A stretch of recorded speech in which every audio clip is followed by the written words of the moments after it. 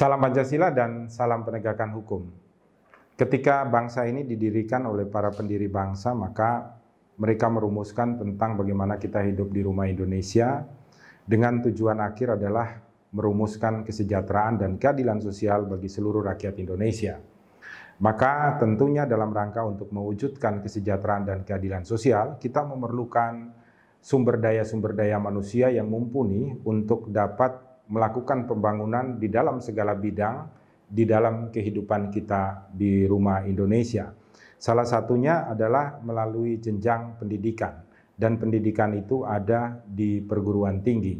Kita mengetahui secara pasti bahwa baik di dalam pasal 28 Undang-Undang Dasar 1945 maupun di dalam pasal 28 Undang-Undang Nomor 39 Tahun 1999 tentang hak asasi manusia, diberikan kebebasan untuk mengemukakan pendapat di depan umum selama segala perbuatan yang kita lakukan di dalam menyampaikan pendapat itu sesuai dengan ketentuan undang-undang.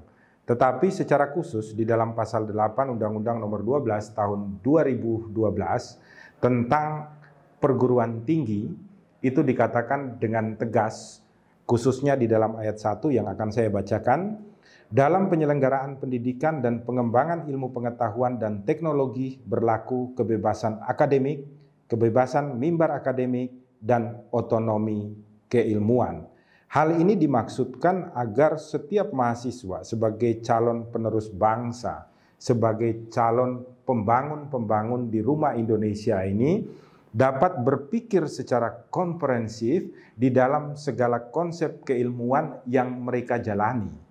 Oleh karena itu, negara dan juga pemerintah wajib memberikan perlindungan penuh kepada setiap kegiatan akademik yang dilakukan di dalam kampus.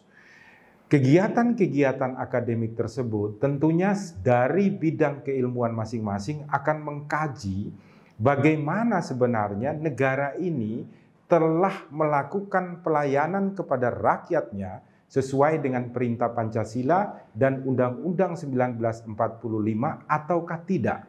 Karena hasil kajian-kajian dari ilmu pengetahuan yang dapat dipertanggungjawabkan melalui mimbar-mimbar akademik ini akan mampu memberikan kita ruang, memberikan kita jalan keluar, memberikan kita jembatan untuk bagaimana kita membangun bangsa ini menjadi lebih baik, sehingga cita-cita dari para leluhur bangsa yaitu untuk mensejahterakan dan memberikan keadilan sosial bagi seluruh rakyat Indonesia, baik rakyat yang mampu, rakyat yang menengah, atau rakyat yang miskin atau rakyat jelata, dan juga bagi rakyat yang cerdas maupun tidak cerdas, semuanya mendapatkan haknya sesuai dengan kebutuhan masing-masing. Oleh karena itu, ketika ada mimbar-mimbar akademik, diskusi-diskusi di dalam kampus, yang diberikan ancaman-ancaman atau intimidasi oleh siapapun, oknum-oknum yang ada di negeri Pancasila ini, yang ada di rumah Indonesia ini, maka seharusnya Bapak Presiden segera memerintahkan kepada Kapolri untuk melakukan pengusutan dan memberikan perlindungan penuh terhadap setiap kegiatan akademik dalam rangka mencari solusi bagaimana kita membangun negara Republik Indonesia ini menjadi lebih baik.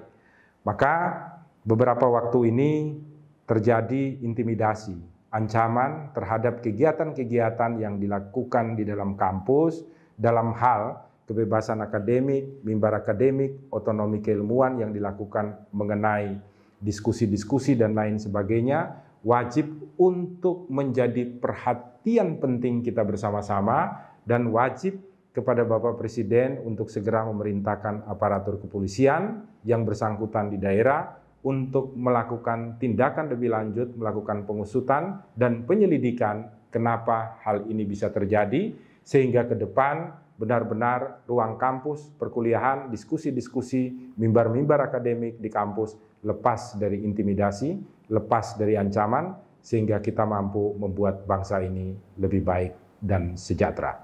Salam Pancasila dan salam penegakan hukum. Oknum-oknum polisi, oknum jaksa, oknum hakim, oknum pegawai BUMD. Bukan tempatnya lagi bagi mereka yang sudah harusnya menikmati hidupnya karena umurnya sudah 60 tahun, bukan untuk mencari uang.